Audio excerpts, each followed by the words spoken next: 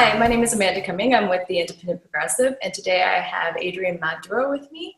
And Adrian, if you want to go ahead and just tell me a little bit about yourself, about how you got to where you are today, that would be great.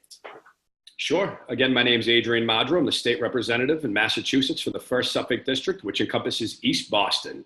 And I got involved in politics through my family. My dad is an immigrant from Italy, but my mom is a lifelong resident of East Boston and a huge community activist. And many of my mother's relatives in East Boston have been the movers and shakers for generations in my community. So I grew up very plugged in on the community activism front. And that's kind of how I first got my glimpse into politics. Happy to elaborate. Don't know how deep you want me to go. No, that's great.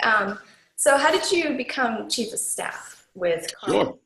Sure. Well, I'd have to start in high school. When I was a junior in high school, I had the opportunity at Boston Latin School to pursue a public service internship at Boston City Hall. And that really opened my eyes to the good government can do and to the positive impact it can have on lives of the residents in Boston. So then I was at Tufts University for college, and I pursued a sister fellowship to that program that gave me an opportunity to do an internship down in Washington, D.C. for the U.S. Senate. And then after that summer, I came back. I was a senior at Tufts, and a job opportunity popped open for the state rep, who at the time was Carlo Basil. And, I think I had all the feelings of self-doubt flood me that I think a lot of young people feel. I'm not qualified. I don't have a college degree. I don't have any relevant work experience, blah, blah, blah, blah. But mentors of mine really pushed me and encouraged me, and I ended up applying for the job. And I started off back in, I want to say, maybe 2010, 2011, as his only legislative aide. And when you're the only aide to the elected official, you really learn everything. And I like to describe my job as having 3 buckets. One is the constituent services, helping folks with their quality of life issues in the community. Another is working on legislation. And the third being working on the state budget, which we just passed recently. And I learned all of those working for Rep. Basil, really allowing me to learn the inner workings of the State House, and how to best serve the community and what the community's needs and priorities are. So it was after being his chief of staff. I was with him 5.5 years, and I grew from his only aide to his chief of staff, and that's kind of what laid the foundation for me to run for office. Oh, great. Can you tell our audience about kind of the process of candidacy through the election? Because I'm assuming that was a pretty exciting time for you. Yeah, it was definitely an exciting time. It was the first open seat in East Boston in many, many years. I had a decision to make. My former boss, Carlo Basil, took a job with Governor Charlie Baker, who's the governor of Massachusetts right now. And I had a decision as to whether I wanted to continue working for him and go work in the governor's administration or run for the seat. And I really felt like after 5.5 years, I was ready to take that next step and run. There were 5 Democrats in the race and 1 independent. I was the youngest person in the race. But all of that was pushed aside. The first thing I did was sit down with my family, with my fiance, my sister, and my parents, and really just had a conversation. Is this possible? Will you support me? I'll need, full dedication from those who are closest to me. And once I had the buy-in from them, I put everything on pause. I was in the middle of law school. I took a leave of absence from law school. I left my job as a state employee, and I just jumped with 2 feet in and ran the race. And it was an incredible experience. And I've been the state rep for East Boston for 2.5 years now. So would you say that this was more of a grassroots effort? It absolutely was. So despite there being 5 people in the Democratic primary, the race was really between me and one other guy. And that individual was endorsed by Marty Walsh, who's the mayor of Boston. He and I have a great relationship now. But, we were on different sides in that race. So you had a very interesting dynamic in the neighborhood where my chief opponent would be supported by hundreds of union folks and folks outside of East Boston who'd be flooding in on weekends, helping him canvass, door knock, make phone calls. While I had a smaller group of folks, but everyone who was in my corner was an East Boston resident. So when you're getting your door knocked, you were getting your door knocked by your neighbor rather than some guy who was just sent to go support a candidate. And I was very proud to have that grassroots support from the community activists, from the movers and shakers, and from the average everyday East Bostonian. I think that makes me a much stronger representative. Okay. So you talk about fighting for state aid for Boston Public Schools. Mm-hmm. Particularly, you mentioned that on your website, adrianmadaro.com. Good job with the name. Working on it. So where would that money come from? And specifically, how are you fighting for this?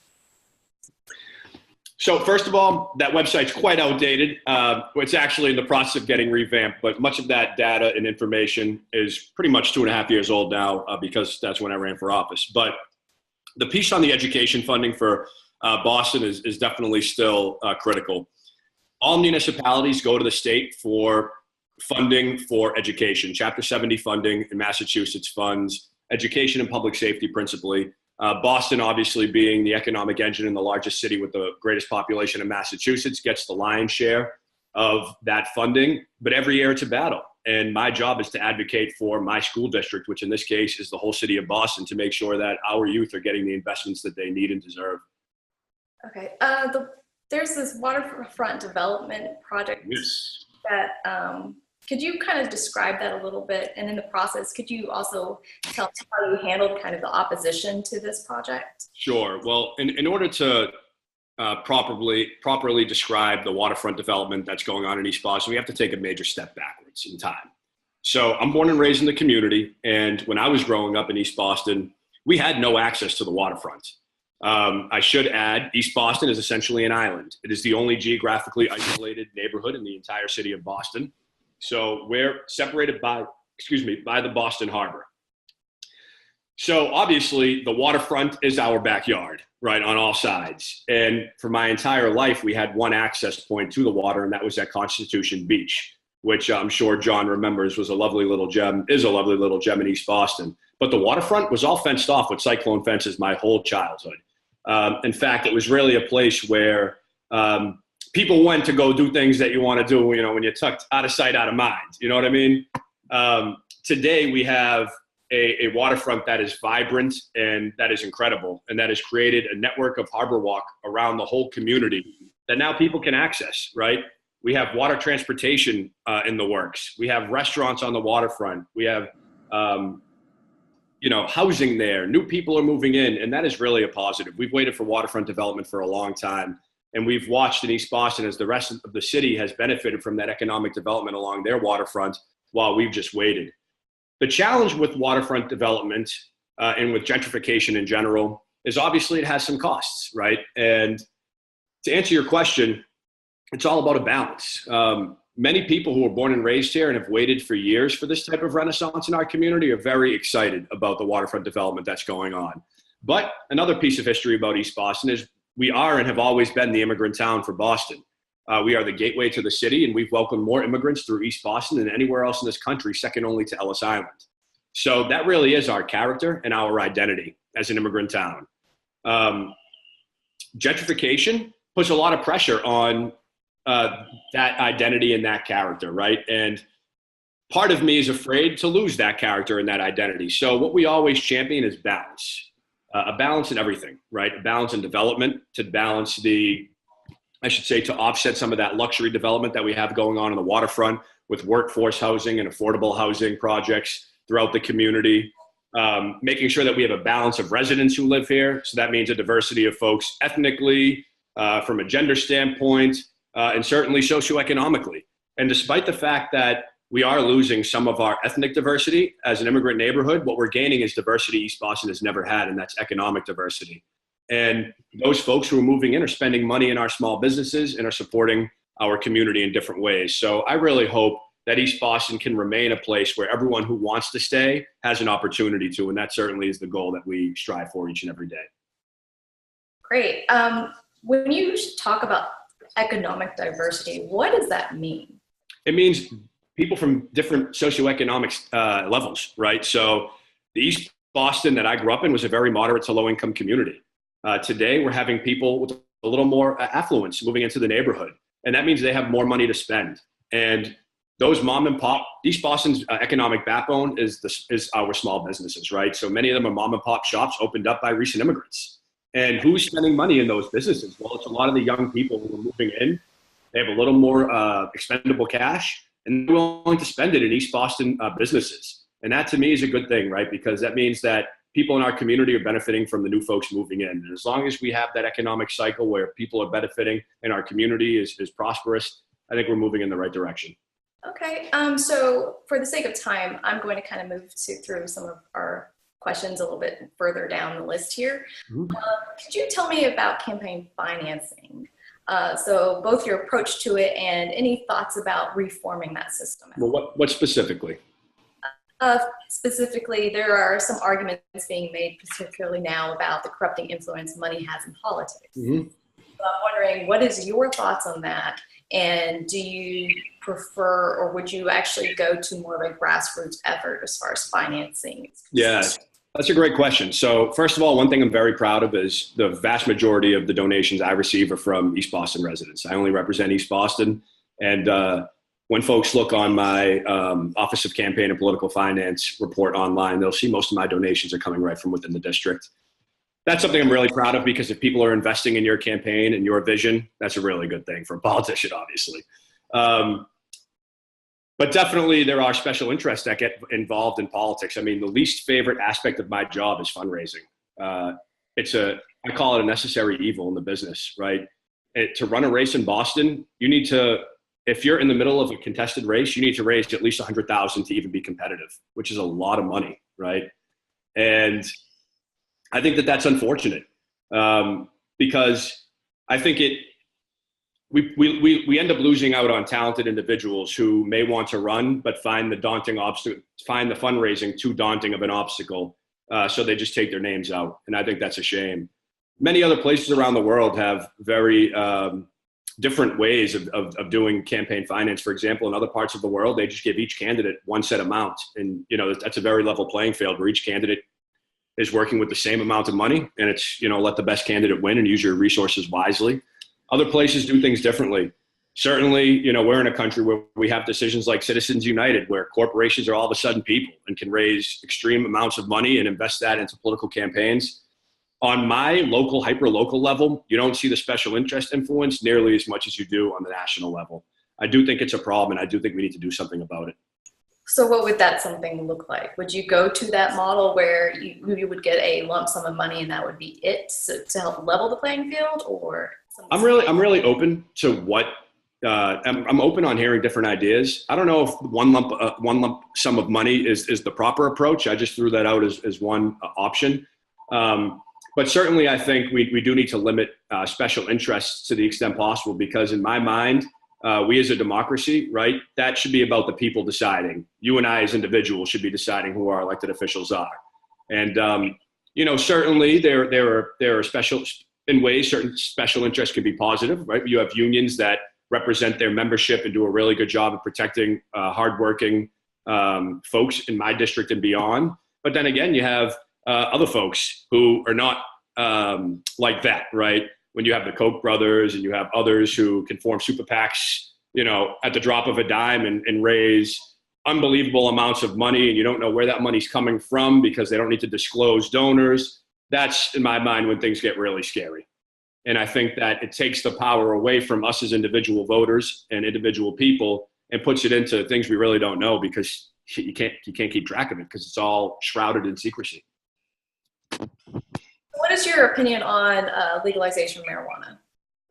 Well, we just passed a bill last week. We legalized marijuana in the state of Massachusetts. It was a very interesting debate. I was actually on the marijuana policy committee that was charged in the legislature with putting together a piece of legislation following last year's ballot initiative, where over 50% of residents in Massachusetts did vote to legalize recreational adult use marijuana. So my committee members and I, we traveled all across the state taking testimony from folks really on all sides of this issue, folks who were into cultivation, into selling the product, medical marijuana patients, advocates, people who were against it. And we took everyone's opinions and all their testimony, and then we in the House of Representatives put together a piece of legislation, and the Senate put together a piece of legislation. And they were pretty far apart in their differences. We came in at a 28% tax rate for marijuana. The Senate came in at a 12% tax rate. And there were a whole host of other issues. So basically, that piece of legislation went into what is known as conference committee, where the Senate differences and the House differences are worked out between a select group of members from each branch. And after about 2 weeks of deliberation, just last week, we finally voted on that bill. It ended up being a 20% tax rate, which puts us pretty much middle of the road in the country. And beyond that, I believe we're the first in the nation not to tax medical marijuana. So I saw that as a positive. One piece I would have liked to seen included in the bill was something around expungement of criminal records for those who did get marijuana charges back in the day. I know many of my friends growing up did. But that ended up getting punted. We should be doing some large criminal justice reform legislation in the fall. So hopefully something like that will be taken up in that omnibus bill. That sounds great, actually. I was going to ask you about the taxing of medical marijuana, actually. So I'm glad you. Yeah, I'm pretty sure we're the only state not to tax medical. So I mean, that's something to be proud of, right? It is a medicine. So I mean, people should have easy and efficient access to it. So the ACA just came down today that they were going to actually move, I guess, more towards the process of appealing it or repealing it. How do you plan on at least providing any protections for patients there? I know that Governor Romney, at the time, he had something called Romney Care in your state. Is that still going to hold throughout the state, or any improvements upon that? Yeah, sure. Great question, given what happened today, huh? Crazy. So it's an interesting question because I think Massachusetts, for many years and on many issues, has set the example and has been kind of a beacon for the rest of the country, healthcare being one of them. The irony is that Mitt Romney was a Republican governor of Massachusetts when he enacted universal healthcare in Massachusetts. Obama modeled Obamacare after Romney Care in Massachusetts. And now it's talked about as if it's this crazy liberal progressive thing when really it all came from a Republican in Massachusetts. Granted, it was a Massachusetts Republican, but still, that did come from Mitt Romney, who at one time also was a presidential candidate on the Republican ticket, right? So funny, it's kind of ironic how all the semantics get played. But anyway, definitely it's scary. It's scary what's going on nationally. We just passed our state budget. It's a hair over $40 billion is the budget for Massachusetts. Almost half of that budget is directed straight to healthcare, right? So that leaves only half of that $40 billion to take care of public safety, education, investments in climate change, you name it, right? All the social service safety net programs, only half of that budget we can dedicate to that because the other half is taken up strictly by healthcare. We in Massachusetts have for many years believed in universal healthcare. So whatever happens in DC, I suspect that we will continue to provide universal coverage for residents in Massachusetts, even if that means putting a significant, or I should say, an even greater percentage of the state budget towards healthcare. We're not going to let folks be uninsured in Massachusetts. At least I won't let folks. So that'll be where I'll stand on that issue. Hopefully Congress can work things out so it won't get there. But beyond that, I think there's another important issue that has to be discussed when talking about healthcare reform, and in particular, some of the proposals, the budget proposals that President Trump made. If he were to cut the National Institute of Health with what he proposed, Massachusetts would be decimated. We have the lion's share of those contracts in the entire country because obviously we have some of the finest medical institutions and educational institutions in the nation. Much of those research dollars are invested in Massachusetts for scientists and doctors to figure out cures for diseases, to figure out cutting edge technologies for different treatments. If those cuts happen at the NIH, that's going to be a scary thought for what happens to the economy of Massachusetts. So, I mean, I think there's a whole host of issues that I see and that really worry me about what's going on down in Washington, D.C. Okay. I think we have time for one more question. Maybe, is it okay in the future if we kind of follow up pretty soon? Yes, sure. I'm going to get to the topic of immigration because you mentioned that it's a large immigrant city and things like that. So what is your stance on immigration? How do you plan on protecting any potential immigrants if they come into the city? And where do you stand on kind of immigration reform and how it will impact your area? Well, So I think you're kind of touching on a couple issues, one being much more broad and national, the other being hyper local to my district. Nationally, we absolutely need broad immigration reform. It's a shame Congress has yet to do this, but it needs to happen. The first thing we need to recognize is this is a country built on immigrants. I don't care who you are, somewhere along your line, unless you're, the select few that came on the Mayflower, right? You were an immigrant, your family were immigrants from somewhere. For me, I'm a first generation American on my dad's side. 36 years ago, he immigrated from Italy. And he's made a great life for himself in this country. And if you look in my neighborhood in East Boston, that is the story. Everyone is first, second, third, fourth generation. You really don't see much beyond that. That's what you find in an immigrant town like Eastie. I am proud to be a pro-immigrant legislator. I don't know who could represent my district and not be pro-immigrant. If you look at my community, and I think more broadly across the country, immigrants are part of our economic backbone, right? And it's time that we recognize that. It really concerns and disappoints me to hear the rhetoric that comes out of our president's mouth. I think he lacks an understanding and a willingness to understand the issue in reality. And I was recently at an immigration forum in East Boston, and I was asked a question about my opinion of President Trump. And I said, I would love for him to come visit East Boston so I could bring him around my business district and introduce him to all the wonderful, hardworking immigrants who are trying to make a better life for themselves and their families right here in East Boston. And I think that's just a microcosm of what you find throughout the country. In terms of what we can do on a state level and how we support folks on a state level, because obviously a lot of this is national. First of all, I'm very proud that the Supreme Judicial Court of Massachusetts handed out a ruling the other day that said it is unlawful for Massachusetts prisons to hold or detain immigrants just for ICE, for federal ICE. Look, we have a separation of powers in government for a reason, right? And we don't need to be, as a state, we don't need to be fulfilling the federal law, right? We can allow federal government to enforce federal law. And I was very proud that the Supreme Judicial Court came down with that decision. But in terms of what's going on in the State House, I think that there's a huge appetite to figure out how to make a statement and how to support our immigrant communities in Boston, East Boston, and beyond across Massachusetts. Boston is a sanctuary city where no matter your status, you will not be reported to ICE unless there are criminal activities going on.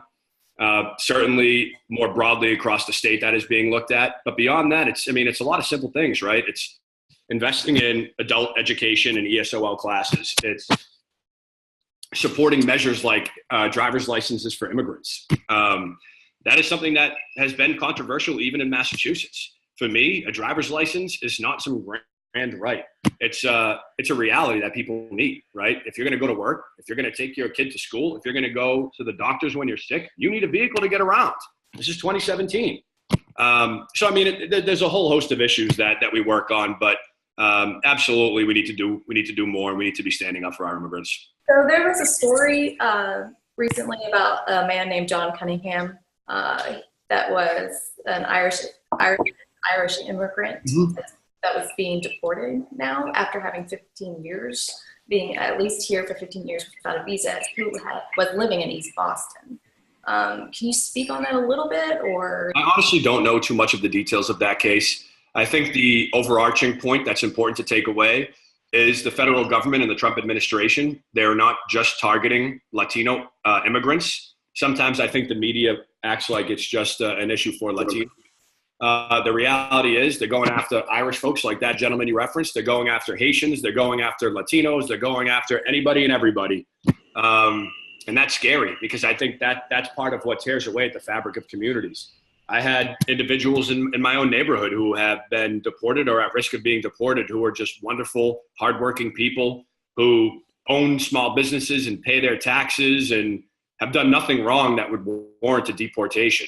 I think if you want to have a debate around deporting criminals, violent criminals, fine, you can have that debate. But to deport good, hardworking folks just because they don't have citizenship, that's not what this country is about. And frankly, that's not what we've done historically. And I really hope that we can get a handle on this soon. Well, Adrian, thank you so much for talking with me this afternoon. It was my pleasure. And also, I want to remind you that both John Rizzo is with me, as well as Aaron Britton, who's helping with the Independent Progressive, which you can find at theindependentprogressive.com. Hopefully, we'll get back in touch with you in the future to ask you some. I look forward to that. Great. I think that's all we have for you today. Wonderful. Hope to see All right. you Have a great evening. Thanks for the opportunity.